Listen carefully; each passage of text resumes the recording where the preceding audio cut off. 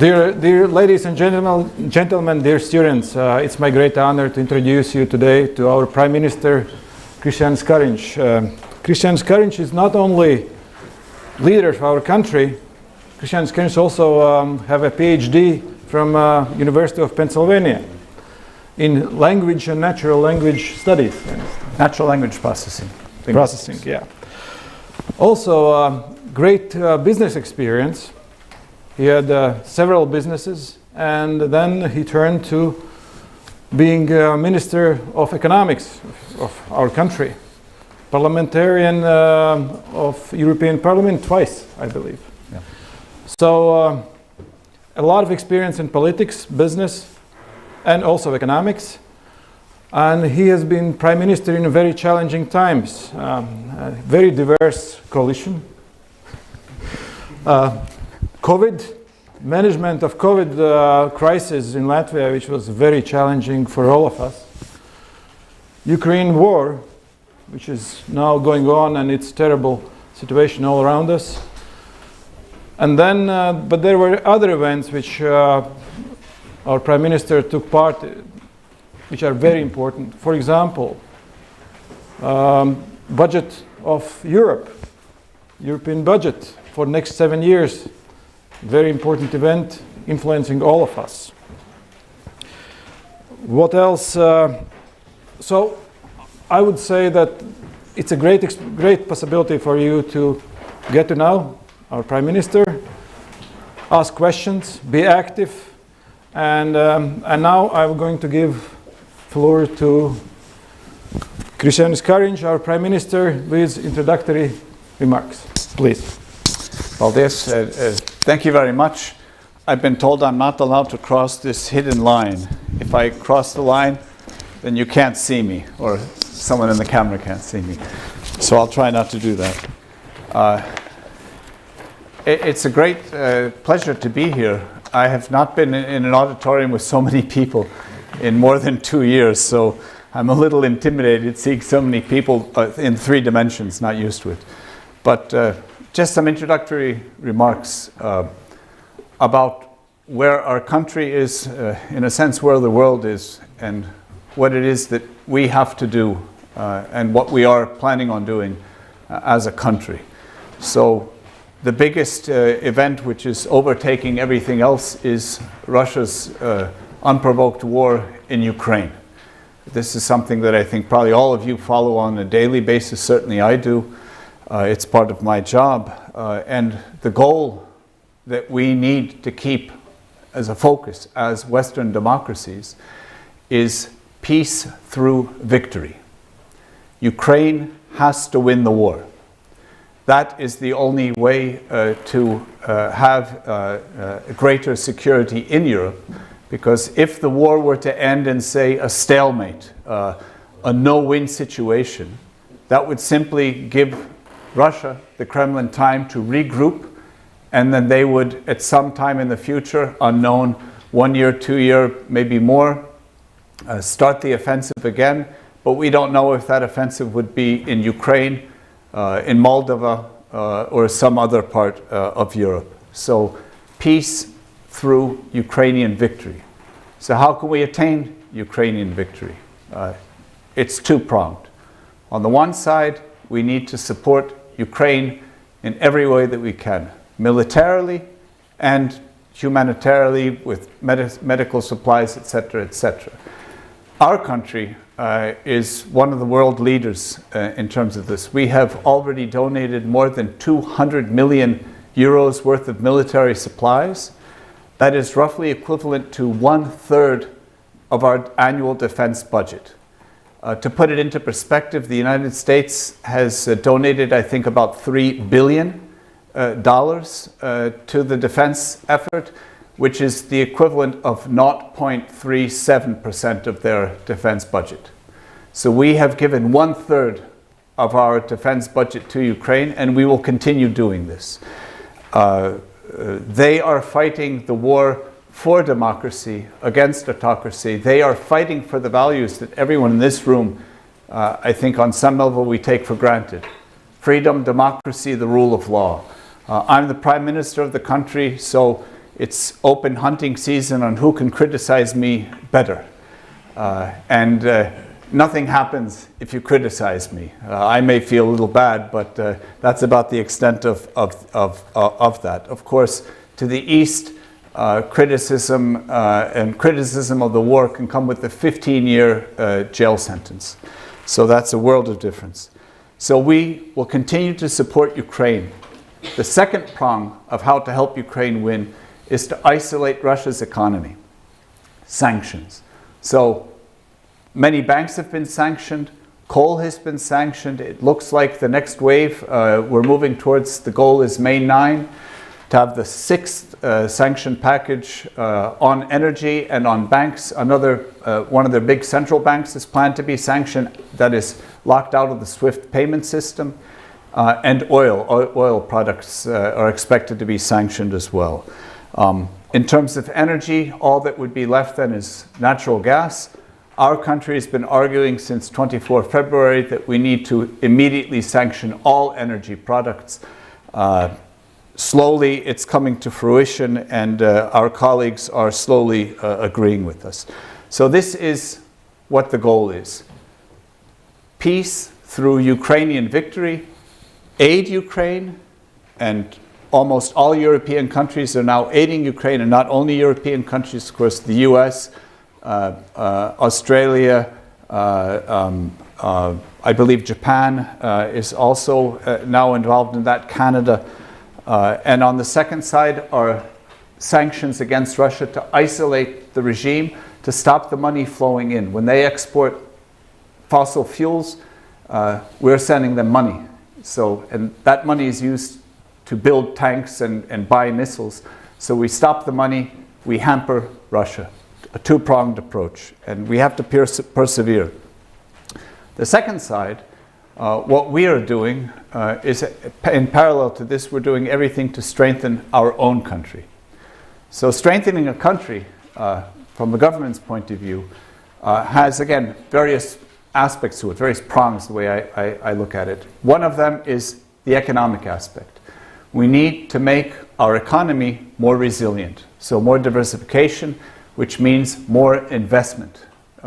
We have set aside, there are European funds, we have set aside €100 million national fund for big investment projects. I was just this morning at a ribbon cutting ceremony. I still have the ribbon in my pocket.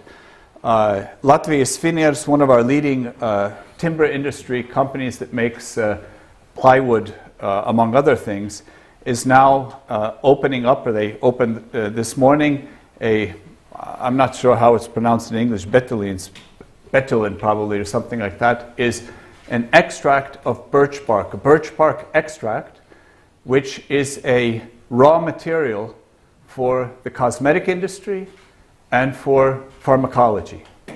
It has all kinds of properties that I don't know enough to explain to you about, but they're very good and positive and healthy additives that the cosmetic industry is already getting interested in, and pharmaceuticals is looking into it as well. This is currently the most advanced,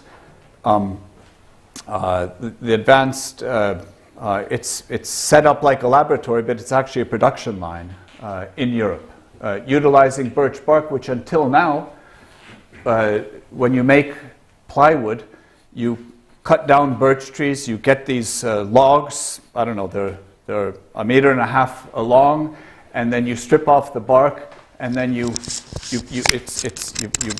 strip away slowly, layer by layer, the layers that you glue together into plywood. So it's a building material.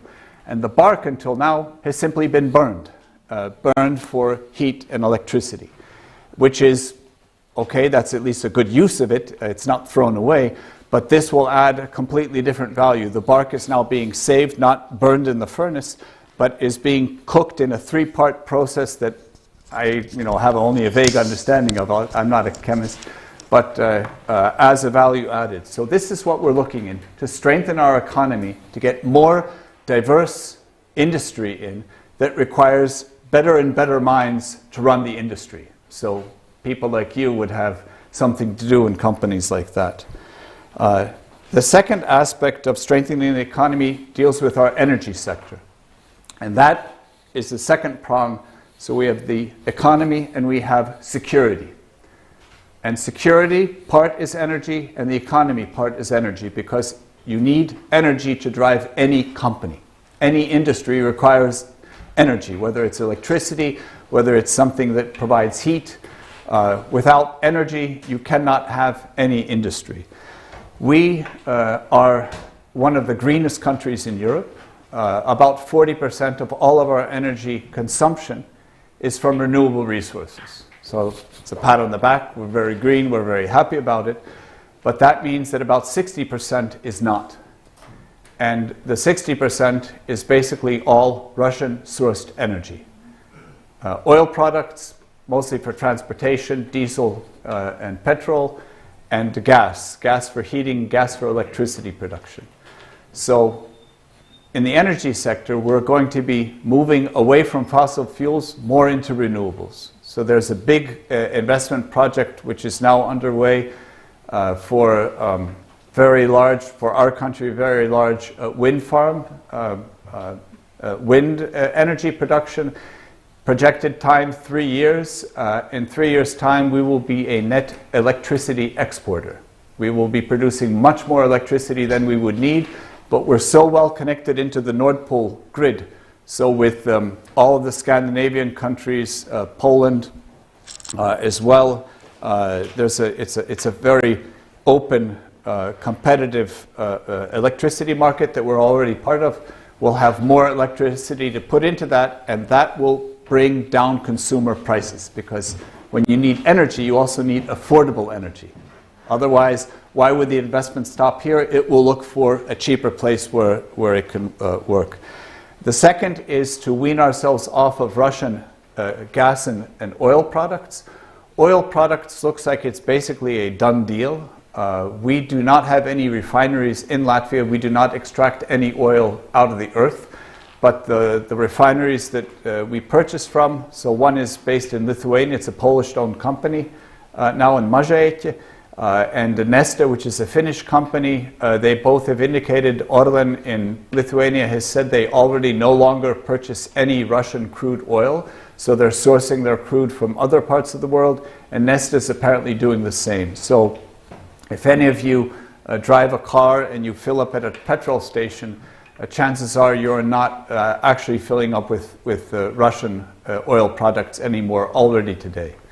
Gas is a little different. Gas is mostly pipeline dependent. There is an LNG, liquefied natural gas facility in Klaipėda in Lithuania to the south of us. But this facility is not enough. In theory, it's enough to cover the consumption needs of Lithuania, Latvia, and Estonia. The practice is, however, that our gas market is now connected to Finland and to Poland as well. So the regional market is Finland, Estonia, Latvia, Lithuania, Poland, and actually Germany as well. And this one terminal is not enough for the region. So we need more. We need an additional 1 or 2 terminals to provide enough gas for everyone. The Estonians and the Finns just yesterday, the day before, signed a memorandum of understanding that they're going to move forward on a short-term solution, a rented floating terminal. And our country is moving forward. We want to build a permanent terminal that has much lower operating costs. We have an underground storage facility in Latvia. That's one of the things that God gave us, this great natural underground reservoirs.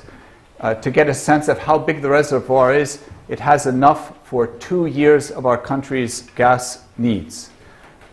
In many European countries, 2 weeks is all that they have. We have 2 years worth of storage, if all of the gas were our own, except the gas, of course, is being used from Finland and apparently down through Poland coming next winter season. So we should be, and we're planning on, no longer purchasing any Russian gas. We're currently not purchasing any Russian gas. We have enough gas underground today to last us easily through the summer. With additional LNG shipments that we've already contracted through Lithuania. It should be enough at least through the end of the year. If it's not a very cold winter, it could theoretically even bring us to the end of next season. But that's a theory. What we're working on is with the Finns and the Estonians to make sure we get additional gas supplies there until we can build our own terminal. That is about a 2 or 3 year project. So what does a war or any kind of cataclysm do? As a government and as a nation, you have two choices. One is to fall into panic. Oh. And the second is to say, okay, what can we do to make ourselves stronger coming out of whatever the crisis is? And the crisis, the war in Ukraine, is showing us two things. One, we are moving into fast forward the green transition, more renewables, less dependence on carbon fuels. It's good for the environment, and geopolitically it's a necessity. We cannot rely on Russia as a partner anymore. So we're moving full steam ahead.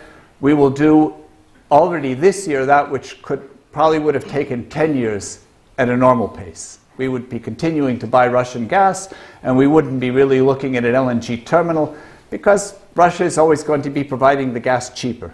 But what do they do with the money? They threaten us, so we're cutting off the money so that they don't have, it's more difficult to threaten us, to be quite simple. And on the security side, we're moving away from the Russian, and then there's the military aspect. So the military aspect has what we're doing as a country and what NATO partners, we're also a NATO member state since 2004. In terms of our own military, we already spend 2% of our GDP. That is the NATO agreed upon standard. We have already taken the decision to increase that to 2.5% of GDP over the next 3 years. So we'll be greatly increasing our military spending. What will we get for the money? More soldiers, better and more advanced weapon systems, better able to defend ourselves. And what is NATO doing? NATO has since 2000, it's 5 years now, so do the math for me, you're economists. 5 years now, a permanent, or it's an enhanced forward presence, that's what it's called, the EFP. It is a brigade level, 10 NATO countries, soldiers and equipment is in Latvia, actually 11 now with the US, are on our soil at on any given day, living, training, etc. with our own soldiers, so learning the interoperability and increasing the capabilities. And the NATO partners have already pledged and have already moved more soldiers and equipment. And Denmark, which was not part of the EFP, has sent now a brigade level, so it's going to be somewhere at the end between 800 and 1,000 soldiers, which is quite sizable, in addition to our own national defense. And the defense plan that we have, so prior to 2014, actually prior to 2009, when Russia first invaded Georgia. You remember the occupation of Ossetia and no? Yeah. Thank you. Our defense plans on joining NATO, the idea was very naive, that we, as a small country with a relatively small army, would become specialists in certain areas that we would offer NATO.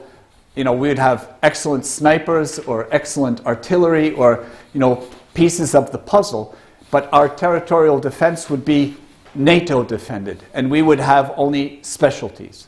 After seeing that Russia is still in the business of invading neighbors, we changed our thinking. Our philosophy is now on territorial defense. And our defensive system is built as a, I guess the best way you could describe it is a porcupine defense. We want to make ourselves such an expensive and unappetizing morsel that no one would ever dream of touching us. Because you can maybe come into Latvia, but if you're a foe, you will run into trouble in unexpected in all places.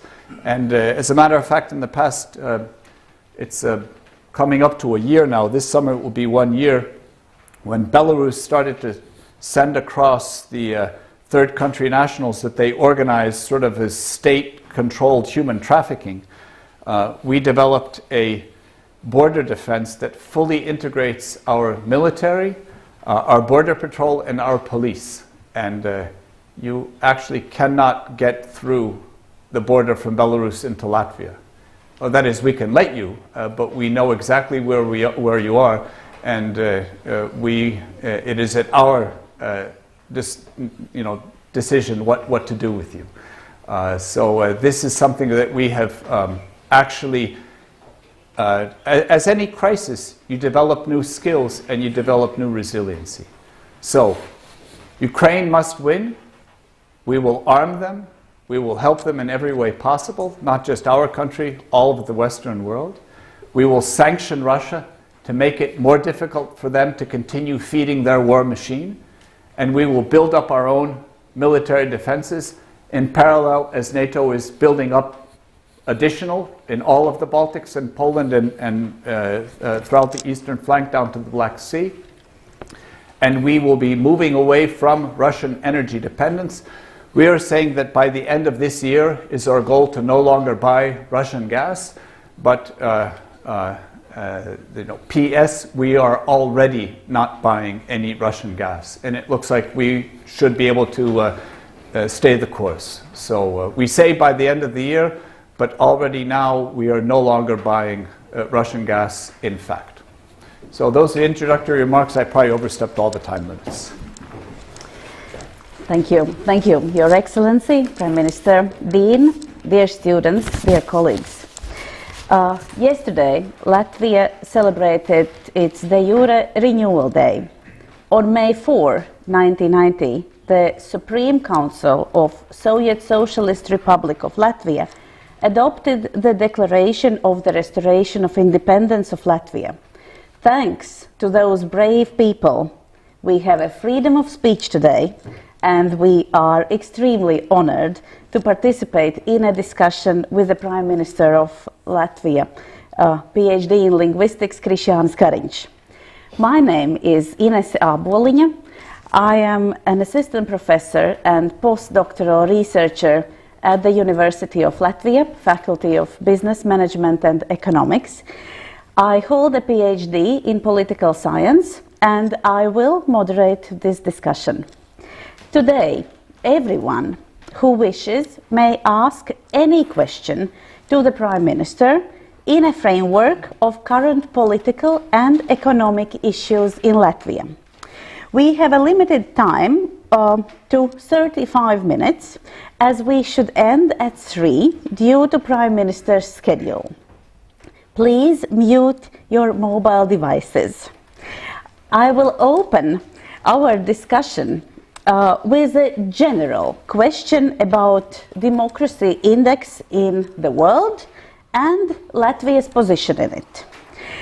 Democracy index is based on 5 categories: electoral process and pluralism, functioning of government, political participation, political culture, and civil liberties. Countries are classified as one of those types of regime. There are 21 full democracies, 53 flawed democracies, 34 hybrid regimes, and 59 authoritarian regimes. According to World Democratic Index, Latvia is categorized in the 4th position as a flawed democracy between Eastern European countries, following Estonia, Czech Republic, and Slovenia. Globally, Latvia is ranked as 38 of 165 independent states and 2 territories in the world. It means we strive towards full democracy, but still lack in such categories as functioning of government, political participation, and political culture. Dear Prime Minister, how do you think, as a political leader, being not only a formal leader, but having strong leadership skills? what should be done to engage the society in political and economic processes of the country, how to develop political culture, and how can functioning of government be more advanced, and how to increase trust for government decisions. Thank you. And she has a PhD in political science. So I feel like the student that's going to the exam and picked the wrong subject. Oh, I thought this was a chemistry exam. But no, thank you. These are excellent questions. In my view, it's a process. You can look at a 230, some maybe already 240-year democracy like the United States, and at least from the outside it looks maybe not so perfect at all times. And that means that democracy is something that can never be taken for granted, and each generation has to strengthen it anew. Sure, we have flaws. I mean, and I think this survey is based upon what people answer questions to. So is the government efficient? No. Everyone knows in Latvia the politicians are not very intelligent, and the government is by definition inefficient. This is a perception which, in my view, is lagging a little bit behind the facts, but certainly we are not where I think we will be. And I'm looking at your generation to continue the work that my generation has done. So we restored independence 32 years ago. Okay, you're all under 32, I suppose, but I'm not. And that's actually a very short amount of time in terms of nation building. And each generation, so each, 15-year period, brings new waves and new impulses. And we've come an incredible way. I mean, 32 years ago, this was a planned economy. There were no banks in terms of lending and retail and investment banks. There was no private capital because there was no private ownership of property. There were no private enterprises. It was a world apart of where we are today. In school or in university, you could not learn or be taught history. You would be taught Soviet propaganda that was called history. As we see in Russia today, free speech or dissent was punishable, and many people were indeed punished. One of my cousins, you've read about the Chernobyl nuclear disaster. Well, he was a volunteer to help fight the, to help deal with that, meaning that he was simply conscripted from his village. He was volunteered by the leadership, and his sin was that his father was a soldier in the Second World War who fought the Soviets. So he, from childhood, was blacklisted, and he was always volunteered for every unsavory job. He ran the 30 meters with a cement sack on his shoulder, and he was protected by a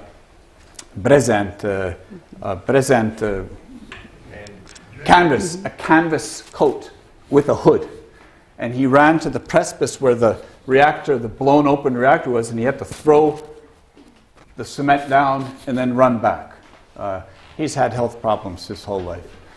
But this is the country that was the state of this country not long ago.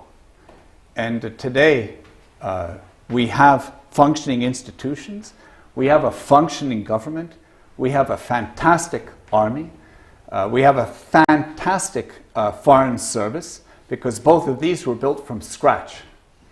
And then other ministries and other parts of the government, they inherited the old ways, and they've slowly been changed.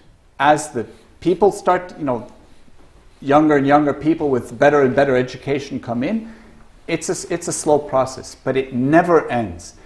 Whoever is at that list at number 1, I don't envy them, because that means they have the biggest pressure to continue maintaining that position. Norway. Norway.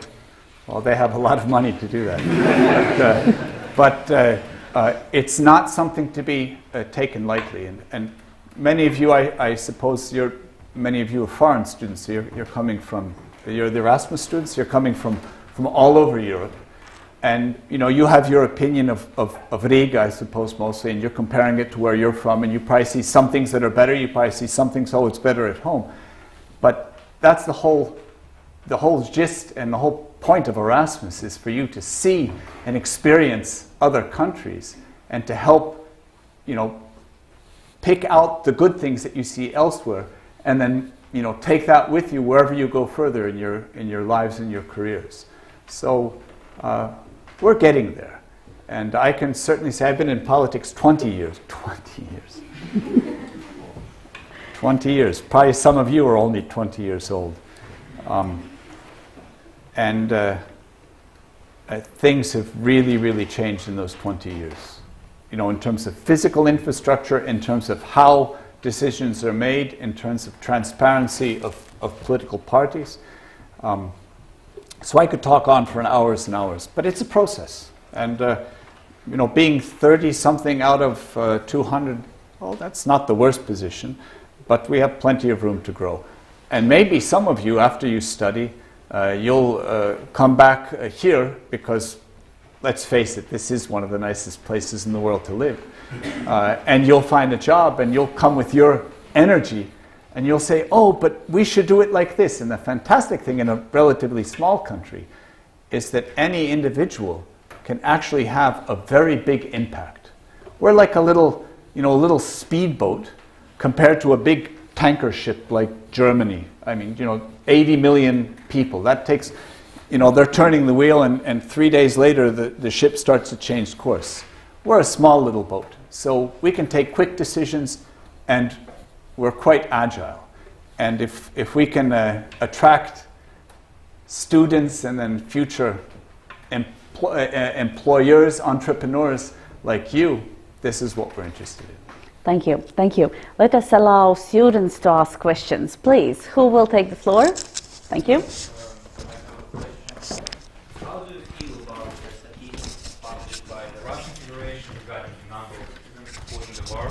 Because I believe that's not true. I'm from the Russia, and I know that a lot of people are suffering from the regime of the Putin. We believe that dictatorship, that's awful, that we don't know how to react, how to stand against this regime. But how can you say about these statistics that is published by the Росстат, as I know? The statistics of support for Putin? Yes, yes. Well, I'm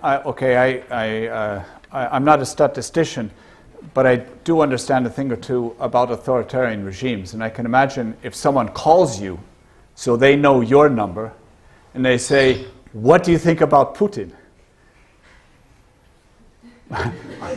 What are you going to say? I mean, if you don't support Putin and you say that, you could suffer the consequences for it.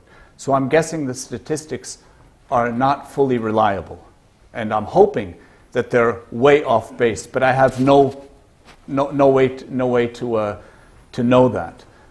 Putin has been extremely efficient in fighting against any and all opposition. Some are killed, some are jailed, everyone is being intimidated.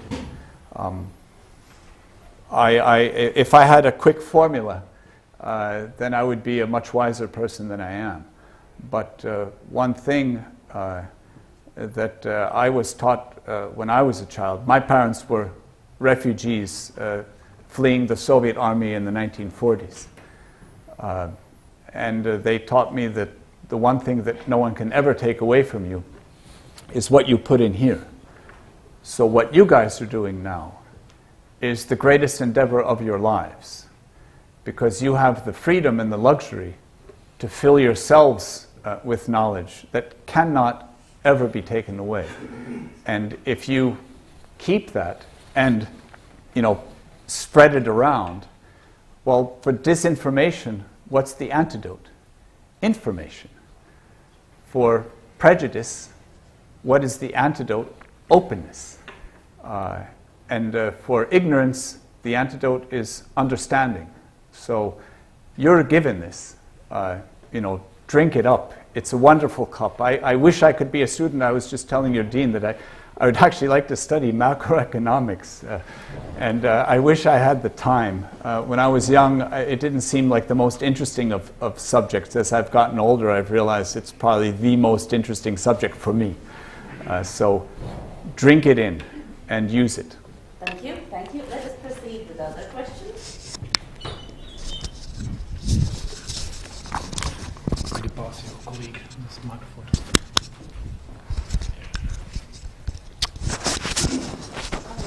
So, hello, my name is Daniel Slietis. I'm a student here and I'm 20 years old. And as we can see from the past years, for the past, I think, 12 years, the political participation has been decreasing, especially in the youth. And one of the possible solutions to this, said by some NGOs, is that we can allow youngsters from age of 16 to vote. And I would just like to know what's your opinion on that we would possibly allow people from age of 16 to vote in elections. Thank you.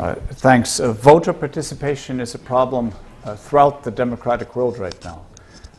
In France, I was just reading today, the voter participation was last time this low in 1969. So I was just a wee little infant back then. I'm older. But in Latvia also, the voter participation every parliamentary electoral cycle is going down and down and down. And we don't know what it will be this time, but we're concerned that it will not be bigger. And it's an oddity because people say in polls, and it's not only in Latvia, it's everywhere, that somehow they feel that they cannot influence politics. And as someone who's been involved in the imperfect system for a long time, I can say there's nothing further from the truth. The problem is if you're passive, someone else will be active. And the decisions will be made, and you will simply have no input into those decisions. So if we were to lower the voting age from 18 to 16, I don't see that would make a big difference, because traditionally the age group with the least participation are the under 24-year-olds. Why? I don't know. Voting is on a Saturday, first weekend in October. Maybe, the university is back in session, so there's interesting parties to go to, and if the weather is nice, you want to be outside. I was young too, so I certainly remember all of that. But what I can say to you is that whatever country you're a national of, I would strongly urge you to vote, even if you don't have a very good liking of any of the politicians or parties. But your government, your country will always have a government. So do you want to have a say in it, or do you want to leave it to your neighbor? Now think about who your neighbor is, and then answer that question. I would rather decide myself than leave it to my neighbor, to be honest. And maybe you feel the same way. But how and why, I don't understand this. And I think this is, if there's anyone studying sociology in here, I think it's a huge question. How can it be in the age of information, right? We all had mobile telephones where we can be in touch with each other. You can read anything. I've sat in an auditorium like this and someone says something and I look up what that means. You can find out so many things. How is it, and what are we doing wrong as a society that people feel detached? And if I knew the answer, or if any of you feel that you have the answer, send it to me. I would actually look at that. But it's a big concern, because if democracies start to falter, there's no better alternative. I read Machiavelli in my youth and all kinds of... If you read Machiavelli, if you ever feel that maybe democracy is not good, I encourage you to read Machiavelli. It is the single best argument of why you need democracy, because he has a little handbook for the totalitarian dictator. You know, kill your enemies, you know, no opposition. It's like a handbook, what to do. That, you should not be afraid of that. That is the best argument for why you need democracy, because that's the other alternative. I mean, could you imagine leaving all decisions to me? You'd be crazy. So don't do that. Participate. And through your vote, you can change the politicians, because politicians, whether we want to or not, we have to be attuned to what people are actually saying, because we're in the end dependent upon votes. So you don't have to become an active member of a political party, you know, go to the rallies on Saturdays and this, but voting is already the most important thing. You can never go to any rallies, you can never write any articles in newspapers saying I think this, but vote. And that is what will influence, and that's what, you know, countries with high voter turnout seem to have quite vibrant democracies and quite in-tune governments. And if I'm not mistaken, Norway has very high voter turnout still, and a big trust not only in government, but in their fellow citizens. Yeah, 10%. Thank you, thank you. Let us proceed, please, with other questions. Yeah, I already also have the microphone. So you mentioned energy independence, and that's very commendable. And you also just now talked about our neighbor running things. But as we know, Latvia's gas, which satisfies the energy most of the gas needs of Latvia, Gazprom has like a 30% stake in the company. And the LNG terminal is all nice and good, but people have been talking about the need for an LNG terminal for about more than 5 years. So my question is, isn't the potential of some sort of Russian influence or Russian lobby in Latvia daunting? I know it isn't as dramatic as in Germany, for instance, but still, what about the situation? Well, the head of this company is a former prime minister, rather reminiscent of Schröder in Germany. Coincidence or not, you know, you can decide. But the difference is, up until now, another LNG terminal in the Baltics has made little to no economic sense, because whatever the price of LNG, you know, it's a worldwide traded commodity, so it has a fixed price, a floating but a set price. Gazprom will always undersell. That was their policy. That is why our country has until now bought about 90% Russian gas, 10% LNG, simply because it made sense. Would you as a consumer want to pay more or less for gas? So it's a no-brainer. Latvia's gas has a large Moscow interest in it, and through other associated owners, one could even assume that maybe it's majority controlled, although it's not black and white on paper. But now that Latvia, Lithuania, and Estonia are we've all made a decision that by the end of the year we will no longer buy Russian gas. We have to have Finland also making that pledge, and Poland. If Russian gas is no longer part of the market, the gas needs will go down, but they will still be very real. Then an LNG terminal becomes a big money maker for whoever is running it, especially with the Polish connection. You can buy LNG into Latvia, store it underground, buy it cheap in the summer, store it underground, and sell it via pipelines to Poland in the winter. So there's a business model. And so where the government had no investors 6 months ago, there was talk, but there were no hard offers. Now the Ministry of Economics, our energy ministry, is sifting through, I think, 5 different offers from companies saying, oh, there's a market, let's get into this. So it's the administrative decision, a political decision not to buy Russian gas, which creates a market for LNG. Thank you. Thank you. Next question, please. Yes, thanks. I wanted to talk to you about the possibility of, as you said, using the student resources, using the young minds. For example, for the administrative work that we are doing in our country or maybe in the local government, would the Latvian government be interested in hiring students, for example, for projects, for simple things? For example, I'm an up-and-coming industrial engineer, and I'll be glad to help my country to develop and optimize and automate their systems and their governmental tasks and to get more downtimes and to cost more money, so I have to pay less in taxes. Therefore, is the country interested in such offers? Are the students are we qualified enough? Can we do this negotiation? Can we make a connection? Is it worthwhile? I think it's very worthwhile. Governments are such a very unagile employers. Let's put it that way. Because if you're a government employee, it's very difficult if the government decides that there are too many employees to fire people.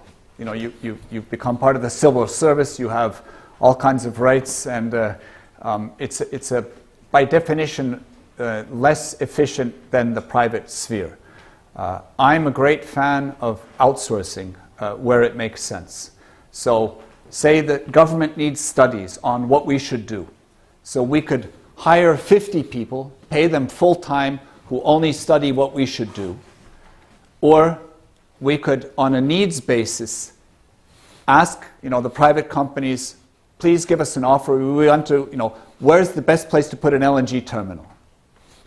Make the analysis we'll pay that, but we won't have to hire the people, we won't have to keep you because, to keep this, what did I say, 150, whatever, to keep this group of people employed fully, eventually they'll start to do meaningless things, only to keep busy. They'll be doing busy work, not real work. So this is something that we struggle with. I think all governments, all of my colleagues around the European table, when we're talking not about whatever we're talking about, we swap stories on how's it going with you and what do you do with this problem or that problem. And we all seem to have the same kinds of problems. And it's always a big tug of war in terms of running a country, running a government. How much and in which areas should the private sector play a bigger role and in which areas a more minimal role, and why? Should healthcare be fully government controlled, or should it be only government funded and privately controlled? Because private industry is very good at eliminating waste because the owners are not going to pay for waste. Government is not so interested in, the head of the government maybe and the finance minister are very interested in eliminating waste.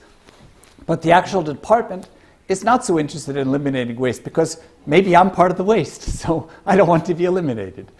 So it's a tug of war, and it's never been solved, and it probably never can be solved.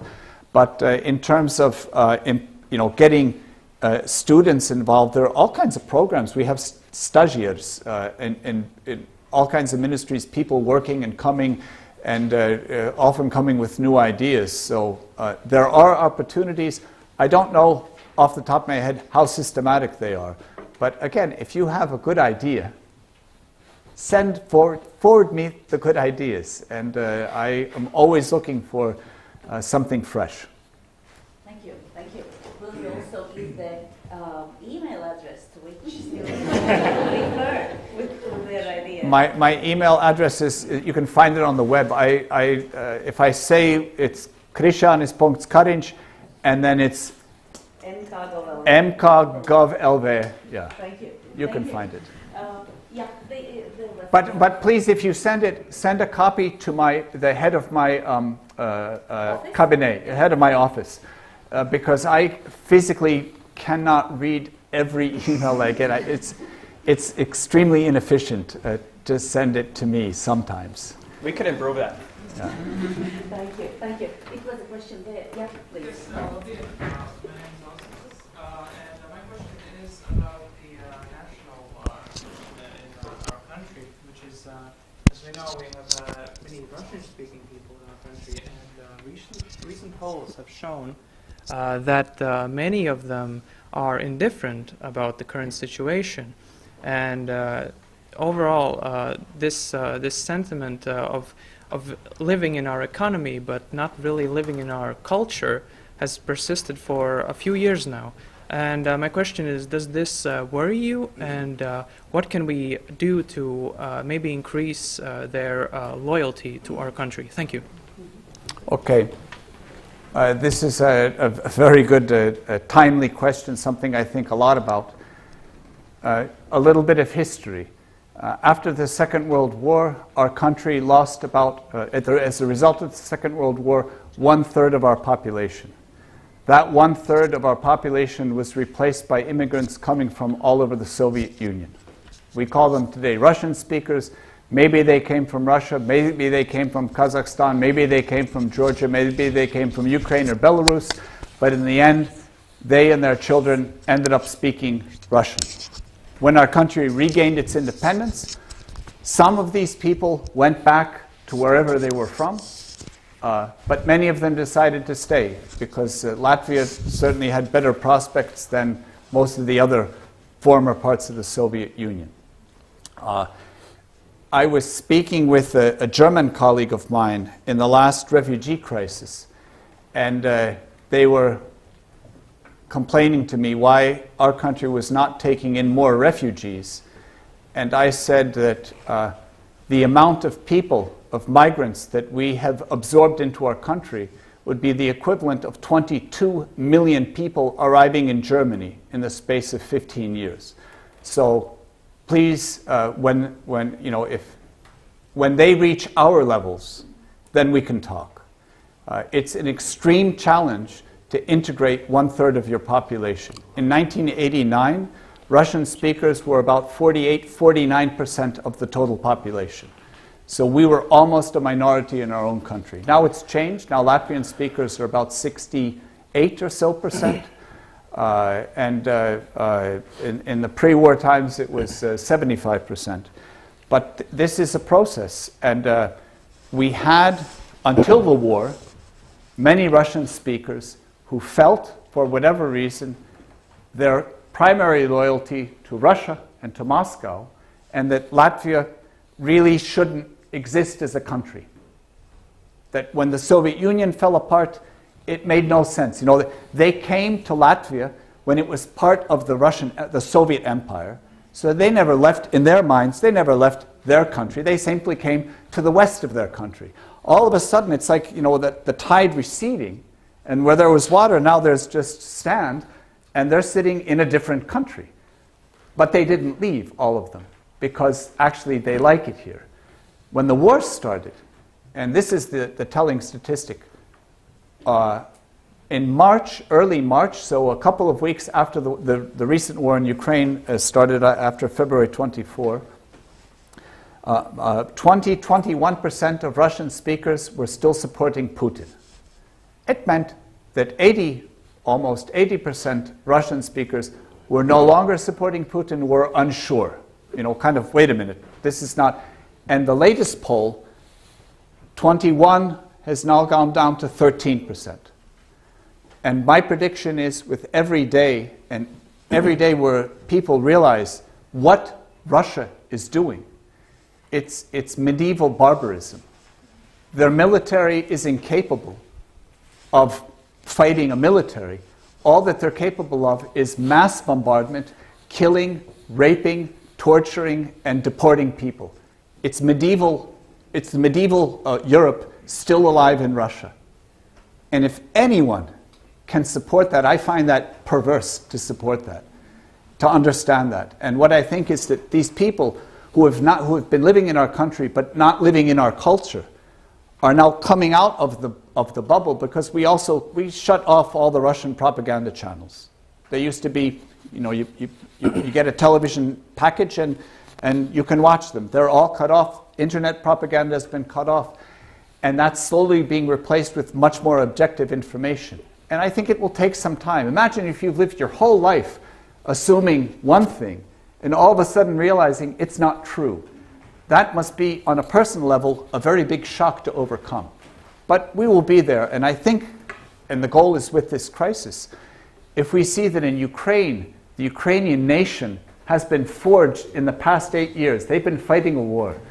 In Kharkiv, in Mariupol, in the other eastern cities, the people there speak Russian. as their native language, but they view themselves as Ukrainians and the Russians as occupiers. It's not an ethnic identity. It's a national identity that they have. And in Latvia, what we, those of us who are Latvians, ethnic Latvians, what we have to also accept is that it's okay to be a Latvian even if you are not ethnically Latvian.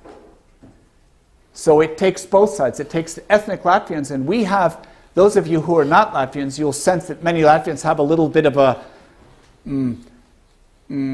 we've had such a tough history, let's put it that way. And during the Soviet period, Russian was the only official language here. It was not Latvian. And Russians spoke down to Latvians. They called it all kinds of names, the Latvian language, not a real language, etc., etc. That sits heavy in many, many Latvians. And sort of being open is something that, you know, we're Northerners to begin with, and then to be open is a little tough anyway.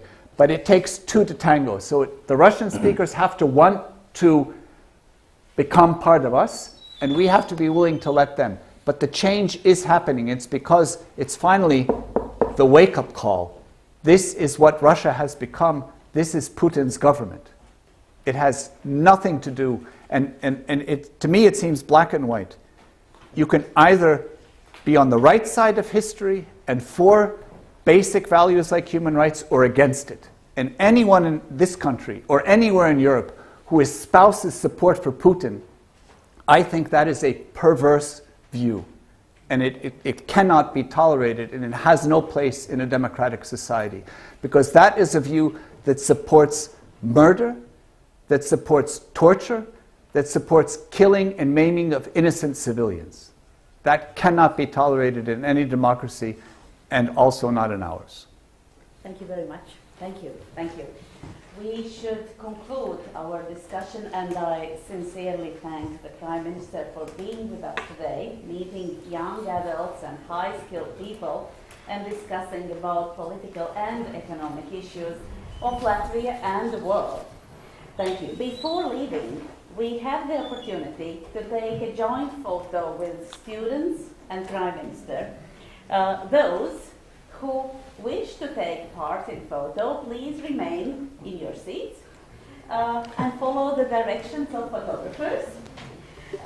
Those who resist, you may leave the auditorium, and I thank you for your participation. So,